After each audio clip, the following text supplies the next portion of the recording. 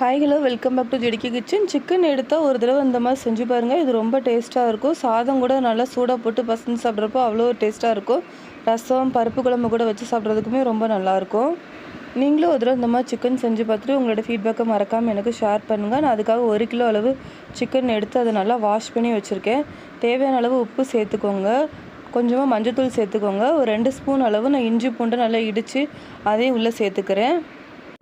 காரத்துக்கு ஒரு 2 ஸ்பூன் அளவு சில்லி பவுடர் நான் சேர்த்துருக்கிறேன். நீங்கள் உங்கள் காரத்துக்கு தகுந்த மாதிரி பார்த்து சேர்த்துக்கோங்க. ஒரு 2 ஸ்பூன் அளவு தயிர் நான் இந்த மாதிரி சேர்த்துக்கிறேன். சேர்த்துட்டு நல்லா மிக்ஸ் பண்ணி விட்டுக்கோங்க. நல்லா மிக்ஸ் பண்ணதுக்கப்புறமா அது ஒரு மூடி போட்டு ஒரு அரை மணி நேரம் நல்லா ஊற வச்சுருங்க. அப்போ தான் நம்ம சிக்கன் சாப்பிட்றப்போ நல்லா ஜூஸியாகவும் நல்லா டேஸ்ட்டாகவும் இருக்கும். ஒரு பேனில் தேவையான அளவு எண்ணெய் ஊற்றிக்கோங்க. எண்ணெய் நல்லா சூடானதுக்கப்புறமா கொஞ்சமாக பட்டை, 4 கிராம்பு, 3 ஏலக்காய் சேர்த்துக்கோங்க.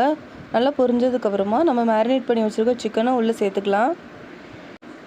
சிக்கனை மூடி போட்டு கொஞ்சம் நல்லா வேக வச்சுக்கோங்க. சிக்கன்லேருந்து தண்ணிலாம் நல்லா பிரிஞ்சு வந்து நல்லா குக் ஆகட்டும்.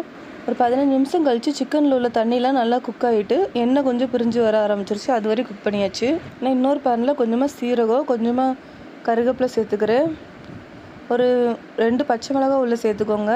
ஒரு 2 மீடியம் சைஸ் பல்லாரி இந்த மாதிரி கட் பண்ணி வச்சுருக்கேன், அதையும் உள்ளே சேர்த்துக்கிறேன். சிக்கனில் உள்ள தண்ணியெலாம் நல்லா குக் ஆகி நல்லா எண்ணெய்லாம் பிரிஞ்சு வர ஆரம்பிச்சிட்டு நான் அந்த வெங்காயம் கூடவே ஒரு தக்காளி பழத்தையும் இந்த மாதிரி கட் பண்ணி அதையும் நல்லா வதக்கிறேன். ஓரளவு வதங்கினதுக்கு அப்புறமா அதை நம்ம சிக்கன் கூட உள்ளே சேர்த்து நல்லா மிக்ஸ் பண்ணி விட்டுக்கோங்க. நல்லா குக் ஆகட்டும்.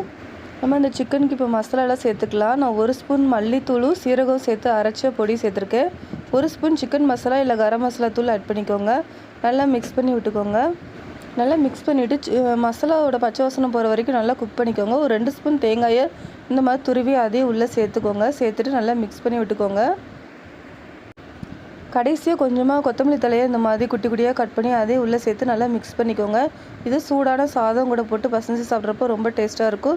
ரச சாதம், பருப்பு குழம்பு கூட வச்சு சாப்பிட்றதுக்குமே அவ்வளோ ரொம்ப நல்லாயிருக்கும். நீங்களும் ஒரு தடவை ட்ரை பண்ணி பார்த்துட்டு உங்களோட ஃபீட்பேக்கை மறக்காமல் எனக்கு ஷேர் பண்ணுங்கள். இந்த ரெசிபி பிடிச்சிருந்தால் லைக் பண்ணுங்கள், சப்ஸ்கிரைப் பண்ணிக்கோங்க.